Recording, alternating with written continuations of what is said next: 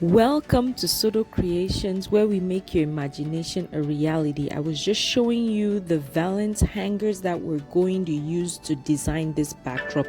Now I put it towards the back of the upright. So on the upright, you have 4 areas that you can put your crossbar, and I put it facing the back because we have the design we're going to create, you understand, towards the end. So the first crossbar is going on that valance hanger. It's gonna be towards the back of our backdrop, and we just need these 2 mesh glitz fabrics on those. And next we're putting the crossbar in the middle section of our upright, and this is where we're going to put our middle design. That material we put towards the back is actually gonna end up at the front, and I'll explain all that to you later. But this was the strategy and the tip I have for you whenever you're designing stuff and you don't want to waste the extra fabric or buy extra pole covers. So now I'm just putting my glitz sequin mesh fabric in the blue. This is a navy blue, and then we have the crinkle shimmer fabric in blush or rose gold. So I'm inserting all those here. I have 3 panels of each one, I believe, and I'm putting all those. We're gonna put the same thing on the left side as well. This design is for the main table for a wedding, so it's a long story, but making the story short, we're designing at the event center today, and the couple's mom actually found me and booked me to do the drapes. So they needed 4 drapes at a different venue, ended up booking at my venue, and they needed just 2 at my venue, 1 for the main table and 1 for the cake table. I'm only going to show you the main table in this video because I don't want the video to be too long. So now that we have the fabric on, we are going to even everything out. Now you always want to make sure you get your fabric nice and even across the crossbar, and then we measure so we find the midpoint. Funny enough, it was actually pretty centered. Oliver is here playing with me as I'm working, or playing as I'm working. So I have it centered. I'm just making sure everything is nice and even, and I'm going to then add my next crossbar. So pretty much it's a double layer design, but we have an additional layer that just has the 2 pieces of fabric. So now I'm putting that through. I decided to put him to work since he wants to be there. He doesn't want to play with his siblings. So I said, okay, just hand me the fabric so then I don't have to keep hanging up the bar and putting these on. So here I'm putting 3 of the glitz fabric on here. This is the shimmer, and it has kind of it's different from my heavy duty shimmer fabric or the heavy duty panels, because this is kind of see-through with the glitz. So I have both of those on the side, and this is just gonna be a simple swoop around. Now we are going to design our pole covers. We're going to use the same material that we have for this glitz to design our pole covers, but first I'm just again making sure everything is nice and even so that once I raise it up I can design the backdrop without any problem. You want to do this, don't skip this step, very important. Now we are just making adjustments. I'm gonna make the pole covers right now so that we can cover both sides. It just continues the design. So to make the pole covers, you're going to just find where your seam is, where you would normally thread your crossbar. Fold that into your fingers till you get to the next end, then thread your pipe cleaner through and pretty much twist to hold it in place. I've shown you in my other drape videos how I do this, done a close-up, done some shorts, and I'll link all those below so you can see. So I'm just working my way with my fingers till I get to the very end, thread the 1 pipe cleaner through, and then just twist at the end right there, and it's good to put on the top of the fabric, so of the pole, sorry. Sabi is here showing me her hand. She goes to gymnastics and she hurt herself, so that is that. Now you can see this fabric. I'm slowing the video down here because I'm explaining exactly why I do this. So in the design, I didn't put the inspo picture here, but the design has these two pieces of fabric that just cross over. If I were to put this at the front, there's no place for it because you can see that the other shimmer fabric is already on the pole, and I don't want to put a third crossbar in front. Then I would have to use what is called a pole cover. That is just a piece of fabric that covers only the pole at the front. I didn't want to do that either because I didn't want that gap. So this was the easiest way for me to do this, and I'm aligning it with my middle fabric. If you remember well, the fabric at the front there are 3 panels on each side, so I'm just aligning it with the middle panel of each one. Then you want to gather it so that it looks like you've gathered it from that top part. Now we are ready to raise our fabric. So this is just a tip. If you don't want to purchase just simple pole covers and you don't want to use another crossbar, you can always go this route, and then you have your... I raised it up more, so it's 9 feet tall. Let me move it back so you can see.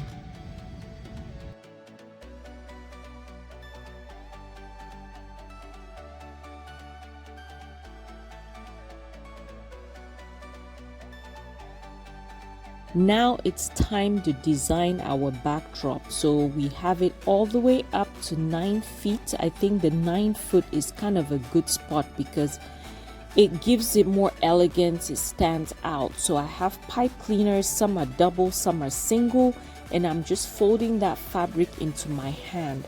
Here I have a little issue with this fabric gathering, but I try to put my third and realize if I do this, because of the way the fabric is, it's not gonna give that nice swoop. So I'm gonna tie this onto my pole first, then make some adjustments, and then on my last piece, remember there were 3 pieces right here, this last one I'm just gonna gather it into my hand. So you want to hold it at the point where you tie with that right hand, and the left hand gathers it and you just put it in place. You can see that deep swoop.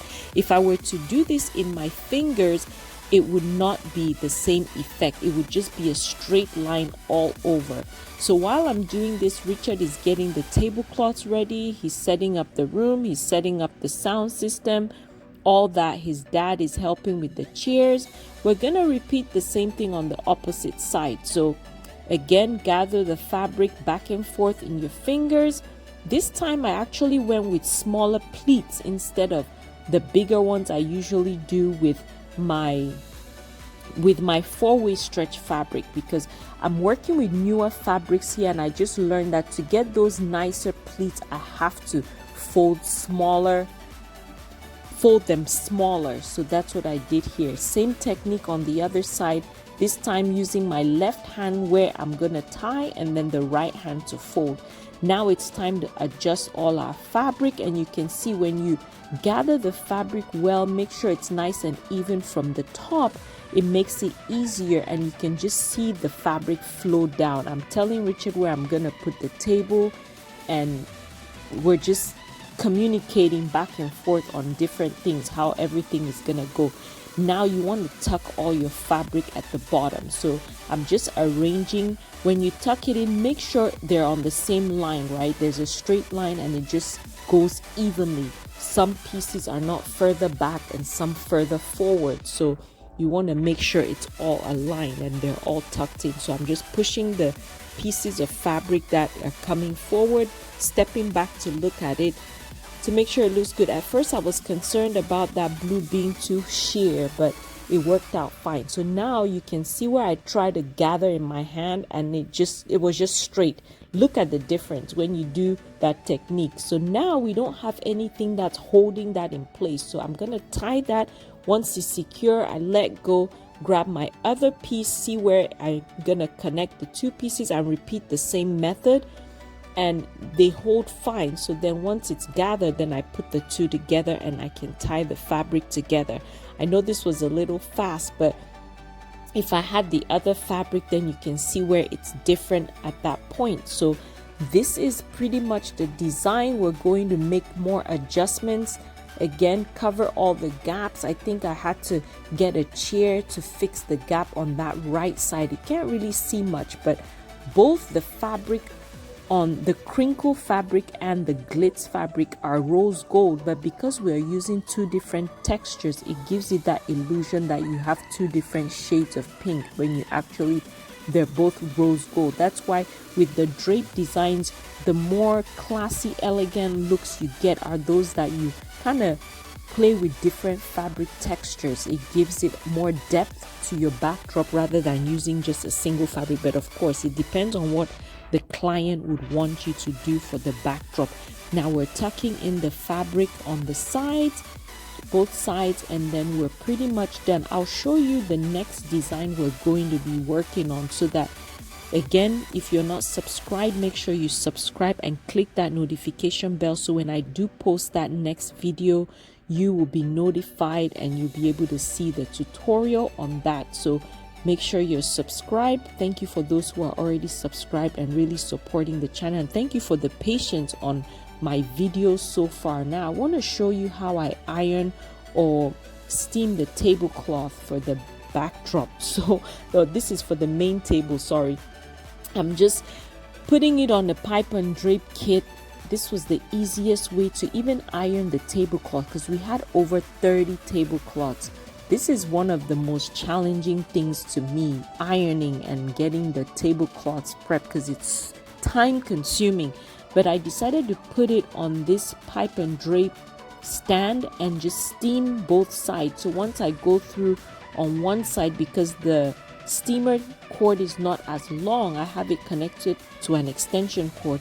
I just steam the front and then I'll slide to the back and repeat the same thing on the back part, and then it'll be done. Then we'll set the table, and I'm going to show you guys how the florist for this event, using natural flowers, set up the table. It turned out absolutely gorgeous.